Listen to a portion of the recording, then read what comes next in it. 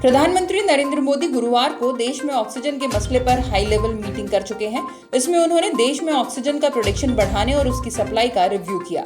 मोदी ने कहा कि देश में 1500 से अधिक पीएसए ऑक्सीजन प्लांट लगाए जा रहे हैं।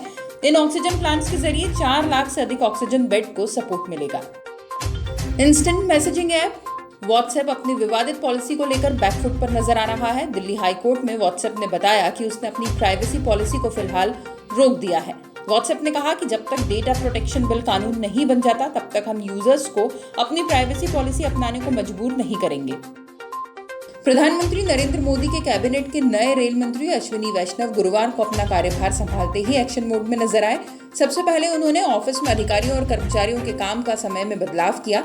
रेल मंत्री ने स्टाफ को 2 शिफ्ट में काम करने का आदेश दिया है। जम्मू कश्मीर के राजौरी में गुरुवार को सेना के जवानों ने आतंकियों की घुसपैठ की एक बड़ी कोशिश नाकाम कर दी। सुंदरबनी इलाके में घुसपैठियों और जवानों के बीच हुई फायरिंग में 2 पाकिस्तानी आतंकी ढेर हो गए। घटना में 2 जवानों के भी शहीद होने की खबर है। कोरोना के खिलाफ लड़ाई में भारत की स्वदेशी वैक्सीन कोवैक्सीन को जल्द ही वर्ल्ड हेल्थ ऑर्गेनाइजेशन से भी अप्रूवल मिल सकता है। इसे हैदराबाद स्थित कंपनी भारत बायोटेक ने Indian council of medical research के साथ मिलकर तैयार किया है। इस वैक्सीन को WHO के चीफ साइंटिस्ट ने भी असरदार माना है। देश में कोरोना के नए मामलों में एक बार फिर गिरावट दर्ज की गई है। बीते 24 घंटे में 43,504 मरीज मिले हैं, 44,204 ठीक हुए और 908 लोगों ने इस महामारी से जान गंवा दी। इस दौरान सबसे ज्यादा मामले महाराष्ट्र और केरल में सामने आए। इन दोनों राज्यों में फिलहाल सबसे ज्यादा मरीजों का इलाज चल रहा है। बीते दिनों देश में आए कुल मामलों के 53% मामले इन्हीं दोनों राज्यों में सामने आए हैं।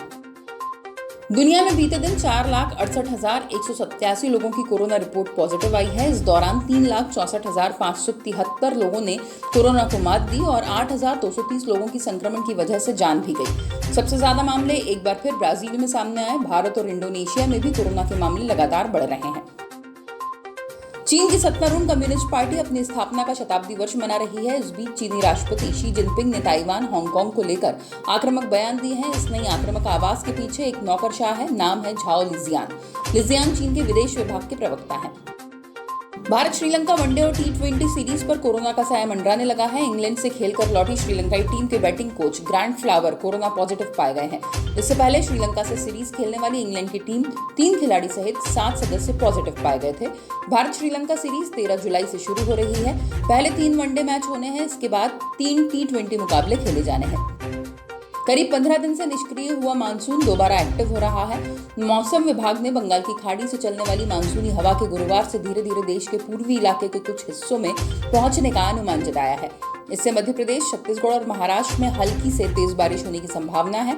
इस वजह से मध्य प्रदेश और छत्तीसगढ़ में अलर्ट जारी किया गया है। मध्य प्रदेश और मुंबई के कुछ हिस्सों में गुरुवार को बारिश हुई। मुंबई में अगले 2 दिन तक ऐसा ही मौसम रहने का अनुमान है।